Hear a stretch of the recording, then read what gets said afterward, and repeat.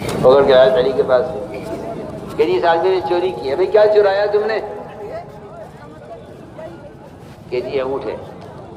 حضرت رضی اللہ تعالیٰ عنہ نے اس کی چوری ثابت نہ ہو اس کے لیے ایسی بات بنائی. کہنے لگے حضرت رضی اللہ تعالیٰ عنہ کہ بھائی اونٹ سارے ایک سی شکل کے ہوتے ہیں، ہمارا خیال تو یہ ہے کہ مومن چوری نہیں کر سکتا، مومن چوری نہیں کر سکتا، وہ سارے اونٹ ایک سی شکل کے ہوتے ہیں. تم نے اپنا سمجھ کے اونٹ کھولا ہوگا، وہ کسی اور کا نکلا، لوگوں نے تمہیں چور بنا دیا. وہ کہنے لگا جی نہیں جی ایسا نہیں ہے، میں نے دوسرے کا سمجھ کے کھولا تھا. چور بھی ایسے ہوتے تھے. اس نے اعتراف کر لیا.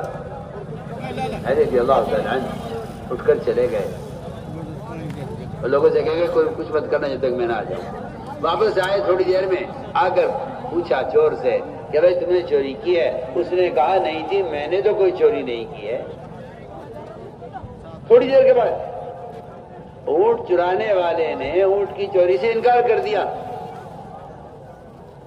علی رضی اللہ تعالیٰ عنہ نے اس چور کو چھوڑ دیا کہ جاؤ تمہاری چھٹی، تم آزاد ہو.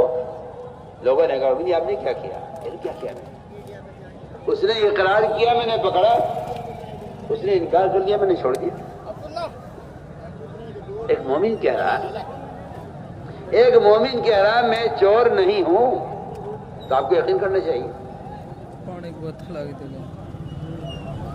میں یہ مثالیں آپ کو اس لیے دینا چاہتا ہوں کہ یہ تھا وہ مزاج جس کی وجہ سے مسلمانوں کی آپس کی اجتماعیت، آپس کی محبتیں، ایک دوسرے کی مدد کرنا، ایک دوسرے کو رسوا ہونے سے بچانا، ایک دوسرے کو دشمن کے حوالے کرنے سے حفاظت کرنا، یہ مزاج ہے. مومن کے بارے میں اچھا گمان کرو، مومن کے بارے میں اچھا گمان کرو کہ مومن ایسا نہیں کر سکتا. اس کی سینکڑوں مثالیں ہیں سیرت میں. مومن کے بارے میں اچھا گمان کیا، اس لیے میں نے جماعت روانہ کی. ان میں ایک صحابی تھے عبداللہ بن حذافہ رضی اللہ تعالیٰ. بادشاہ کو پتہ چلا کہ ہمارے روم میں جماعت کام کر رہی ہے اور ان میں آدمی ہے جن کا نام عبداللہ بن حذافہ ہے. بادشاہ نے ان کو نصرانی ہونے کی دعوت دی. اس زمانے میں مسلمان اتنی آسانی سے دین بدل لیتا ہے اور اتنی آسانی سے دین چھوڑ دیتا ہے. اس کی بنیادی وجہ یہ ہے کہ یہ اپنے دین کی دعوت پر نہیں ہے، اس لیے یہ دوسروں کے دین کو قبول کر لیتا ہے. کیونکہ سب سے بڑی دفاعی طاقت اگر مومن کے پاس ہے تو وہ دعوت اللہ، اس سے بڑی کوئی دفاعی طاقت نہیں. سب سے بڑی دفاعی طاقت دعوت اللہ ہے، اس سے بڑی کوئی دفاعی طاقت نہیں ہے. سوچیے،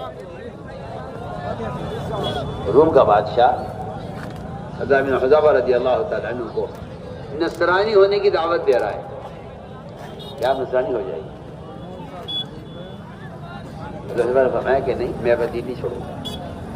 اس نے کہا آپ نصرانی ہو جائیے، میں آپ کو آدھا ملک دے دیتا ہوں. آدھا ملک آپ کا، آدھی فوج آپ کی، آدھی زمین آپ کی ملک کی. تو میں کہ نہیں، تیری پوری بادشاہت مل جائے، عرب کی ساری بادشاہتیں مل جائیں، لیکن میں پلک جھپکنے کے بقدر بھی محمد صلی اللہ علیہ وسلم کے دین کو نہیں چھوڑ سکتا. یہ ہے ایک رعب اور یہ ہے وہ استقامت جو اپنے دین کی دعوت سے ہی حاصل ہو سکتی ہے، خدا کی قسم، ورنہ اس کے علاوہ کوئی راستہ نہیں. سچی بات، کیونکہ قرآن نے صاحب کہہ دیا ہے کہ تمہارے قدم دین پر جمیں گے نہیں جب تک تم دین کے مددگار نہ بنو. اگر دیندار ہے تو دیندار ہونا دین پر جمنے کے لیے کافی نہیں ہے. کسی مسلمان کا دیندار ہونا دین پر جمنے کے لیے کافی نہیں ہے جب تک وہ دین کا مددگار نہ ہو. وہ دیندار آدمی ہے، لیکن جب آئے گا طوفان قانون کا اور آئے گا طوفان دنیا کی محبت کا، اور جب آئے گا طوفان اس کے دین کے مقابلے میں غیروں کا، تو وہاں یہ اپنا دین چھوڑ بیٹھے گا، اس لیے کہ اس کے پاس اپنے دین پر جمنے کے لیے وہ طاقت نہیں ہے جس کا اللہ نے قرآن میں وعدہ کیا. سچے بادشاہ نے کہا اس سے کہ تم نصرانی ہو جاؤ، میں تمہیں آدھا بھی دے دیتا ہوں. یہ انکار کر دیا.